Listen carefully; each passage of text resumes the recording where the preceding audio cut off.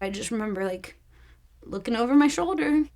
I was thinking, where are my exits? What happens if someone comes in through this exit? What happens if someone comes in through over there? What am I going to do?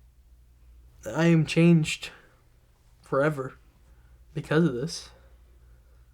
Like, I'll never be relaxed when I go up to a bar. I'll never be relaxed when I go to the store. Like, there's always something on your shoulder.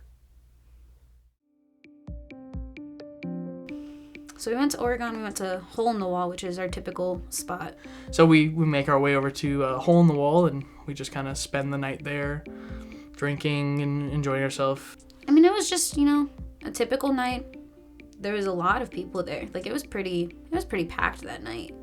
We end up running into a good friend of ours, Erin, and she was on her way out, and as she saw us, she passed us and like smiled. Was like, "Oh my gosh, like it's great to see you guys. How are you doing?" And so she actually stuck around for a little longer. Well, that's at 1:00. She took a picture with me at 1:04, which I would say it's probably one of my most treasured pictures. You look back at that self and you think like, if she knew what I would have known now, It's not the same person in that picture. We're in this hallway about middle of the bar, so not all the way up to the front, not all the way up to the back. At 1:07, that's when you kind of have the stampede of people coming in. At first, like, you think it's just a fight. It's just people being stupid and drunk and just fighting for no good reason. During that time, like, I was really just thinking, like, just get the fuck out of the way.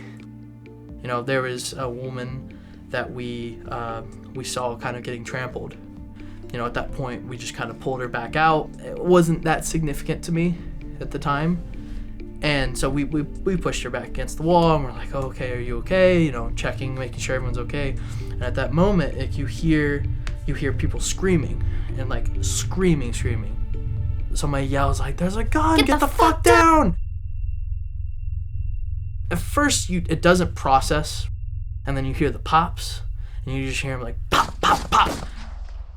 As soon as you hear that, you know that is not like it's an automatic rifle. It's something, And like the music cuts off, the sound is just, it's deathly quiet while being loud all at the same time. Like, there's a lot of like stimulants, I think, to the point where I just kind of blocked a lot of it out, and we just hit the ground and just dropped to the ground. We started crawling, and I actually ended up hitting the ground so hard I had bruises on my knees for a couple weeks.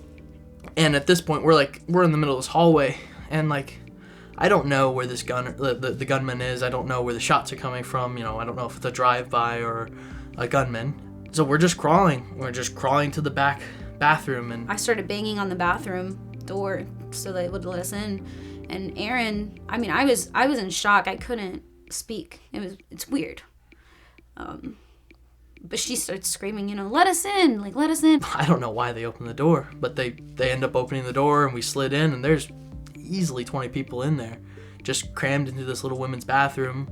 There's people in the back stall with the door locked, and like, everyone's on the ground, and I find myself like on my hands and knees with my feet pressed up against the door, because from my knowledge, there's no way to lock it. So it's just my foot was just up, like kind of like a donkey kick, pressed up against that door, hoping that if anyone comes to this door, they can't open it.